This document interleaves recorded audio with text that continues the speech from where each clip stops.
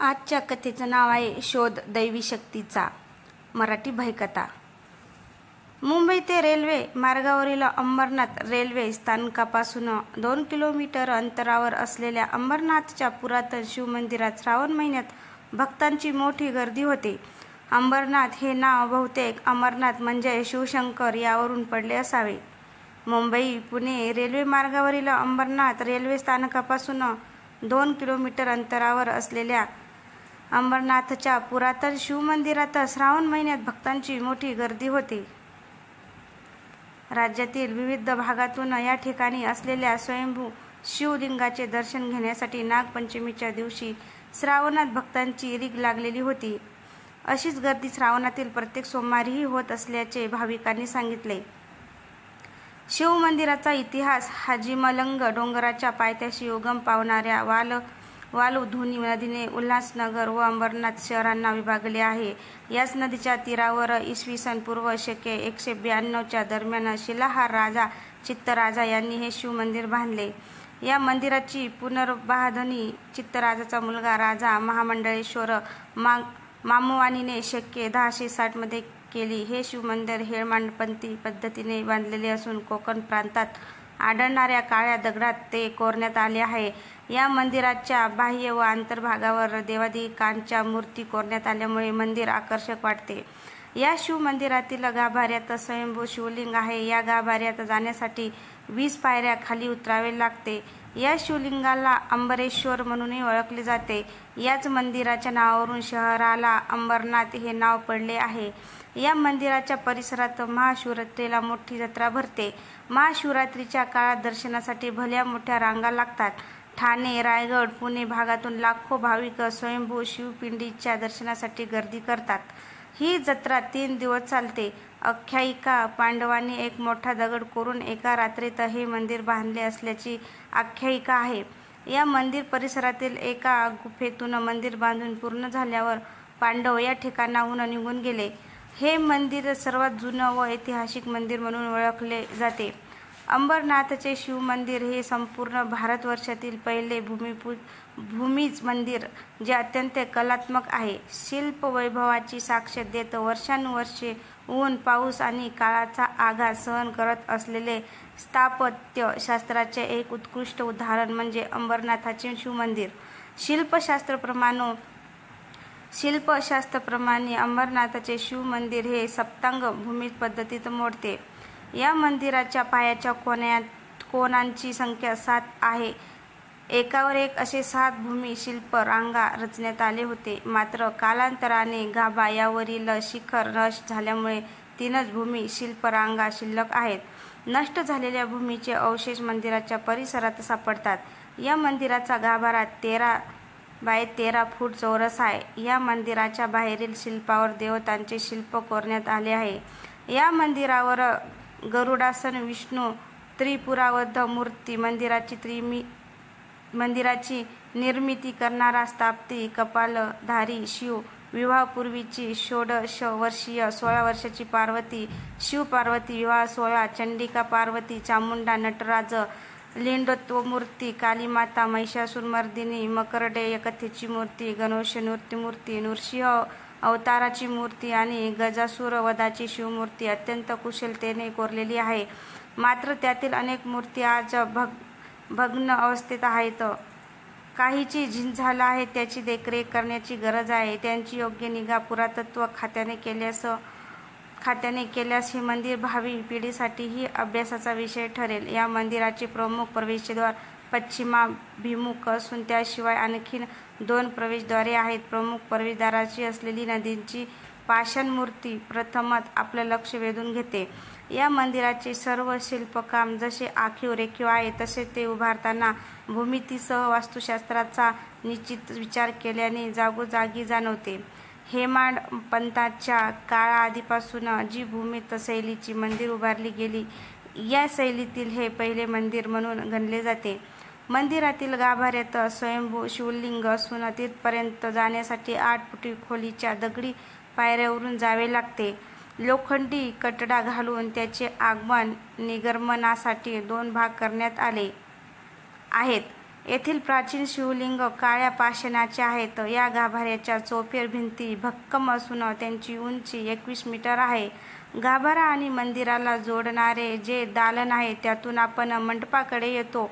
याला दक्षिण, पश्चिम, उत्तर अशी 3 मजबूत प्रवेशद्वारे आहेत. मंडपावरील 4 खांबावरील शिल्प नक्षीकाम खूपच आकर्षक आहे, तर मंडपावरचे छतावरील नक्षीकाम देखणे आहेत. लोणाड मंदिरातील छताप्रमाणेच अनेक वर्तुळाची गुंफण करून अप्रतिम शिल्प कलेतून सौंदर्य वाढवले आहे. मूळच्या सुमारे 18 खांबाच्या भव्य मंडपात प्रवेश केल्यावर सध्या त्यातील 4च खांब स्पष्टपणे दिसतायत. उर्वरित खांबाचे अस्तित्व फारसे जाणवत नाही. वेरूळच्या विश्वविख्यात शिल्पाकृतीप्रमाणे जराही जागा न सोडता प्रत्येक खांब नक्षीकामांनी सुशोभित करून मंदिराचे सौंदर्य खुलवण्यात येथील अज्ञात कलाकार यशस्वी झालेत आहेत.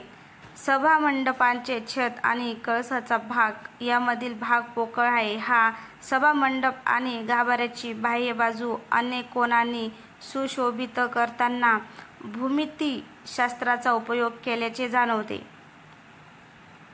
त्यामुळेच मंदिरात दिवसभरात छाया प्रकाशाचा खेळ अनुभवता येतो.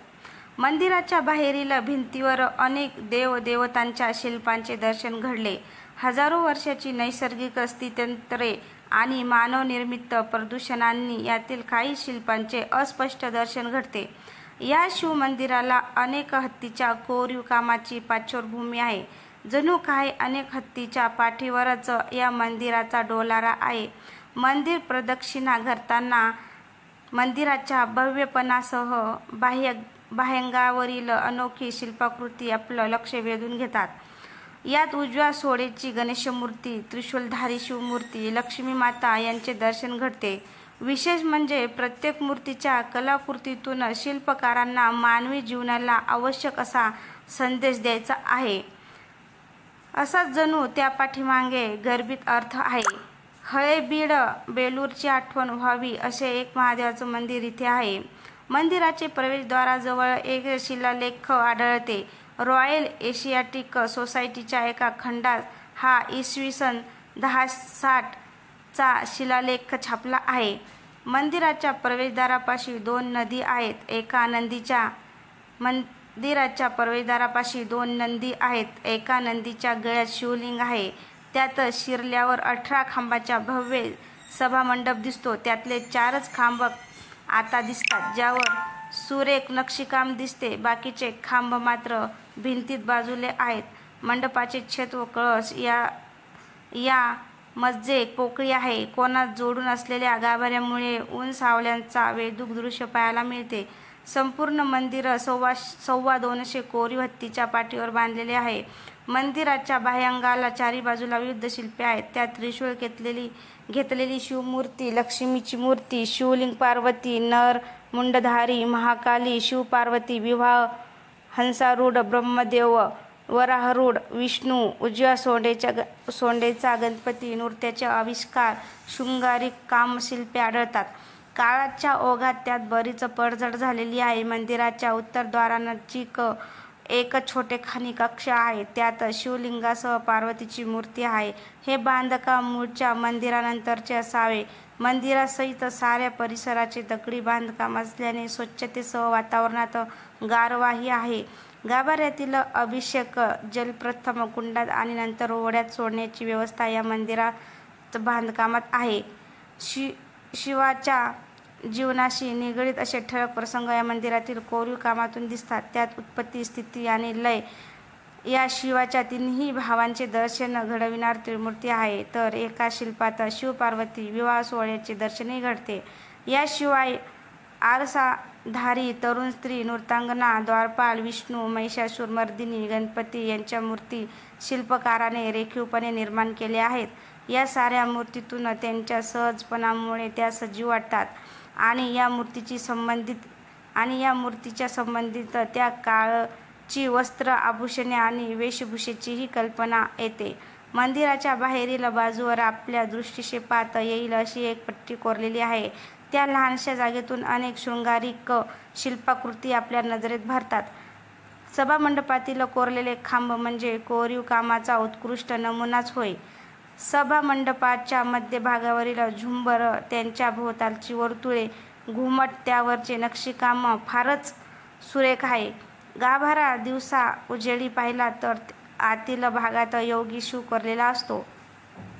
सभामंडपापासून 10-12 पायऱ्या उतरल्यावर गाभारा दिसतो. त्यात एक स्वयंभू काळ्या पाषाणाचे शिवलिंग व दुसरे घडीव गारगोटीचे शिवलिंग आहे. आंबा चिंच यांची दाट राई ते एकेकाळी असावी असं वाटतं. वडवान नदीच्या ऐन काठावर हे मंदिर सहज लक्षात येत नसलं तरी प्रेक्षणीय नक्कीच आहे. अंबरनाथाचे हे प्रख्यात शिवमंदिर या प्रदेशावर शिल्हाराची राजसत्ता होती. त्या काळी बांधले गेले. आपल्या प्रदीर्घ राजसत्ता काळात त्यांनी आपल्या प्रदेशात 12 अप्रतिम कलाकृतीची शिवमंदिरे बांधली. त्यातील हे अंबरनाथाचे एकमेव शिवमंदिर आजही आपल्यात अस्तित्व टिकवून आहे. येथील असामान्य कलाकृतीच्या पाषाणमूर्तीतून त्यांचे भाव प्रगट करताना त्यातून तत्वज्ञान संदेश देण्याची किमया वाखाणण्यासारखी आहे. या शिल्पातून मानवी जीवनाला पूरक असा जो संदेश दिला आहे त्यातून भारतभूमीचे तत्वज्ञान आणि संस्कृती सांगण्याचा जणू प्रयत्न आहे. कोणतीही लिखित भाषा तथा शब्दाविना हे मंदिर शिल्प खूप काही सांगून जाते. अंबरनाथाच्या या प्राचीन शिवमंदिराचा समावेश युनेस्कोने जाहीर केलेला 218 कलासंपन्न वास्तूत झाला आहे. हे मंदिर पूर्ण दगडांनी कोरलेले असून मंदिराची जमीन ही वाघाच्या कातडीपासून कोरलेले आहे. अंबरनाथ हा तालुका शिवमंदिरामुळे प्रसिद्ध झाला आहे.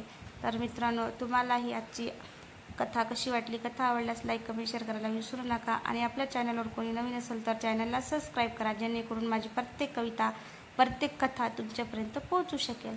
धन्यवाद.